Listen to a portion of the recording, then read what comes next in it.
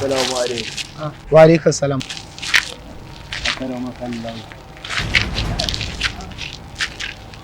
Lafiya malam? Lafiya kalau sai alkhairi malam. Aran ma ko ka bude gaskiya ga gaskiya ta ganku ulama umaga da annabawa. Na'am na'am. Aran ma Allah an baka da an ba ina da yar tambaya. To Allah ya sa na sani. Aran ma mutum ne ya zalunce ka. Na'am. Zuciyarka ta yadda ka dangana ka haƙura. Ba za dai ka iya haƙura ba a ramma.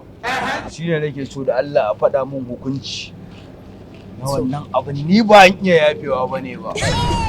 To, Allah subhanahu wa ta'ala dai ya ce duk mutumin da ya zalunce ka idan da dama ka yi haƙuri ka yafe masa. Idan babu dama ka rama daidai gwargwadon abin da ya maka. Daidai abin da ya yi.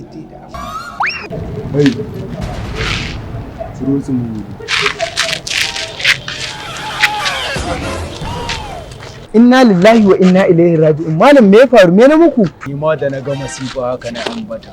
Inna lillahi wa inna ilaihi raji'un. Ni ta dukansa. Inna lillahi wa inna ilaihi raji'un. Me na muku? Ka san abin da kai ba. Mene inna lillahi? Ka san Halimatu Sadiya. Na san ta bawan Allah. To kanwata ce ni na saki nono ta kama. Kuma tun da aka riga aka ban man ita amana a hannuna ba wanda ya zalunci yarinyan nan na kyale sa. Wannan dukan da kuka yi mata a makaranta ba zan ɗauki lamani ba. Ku ta dukan ta!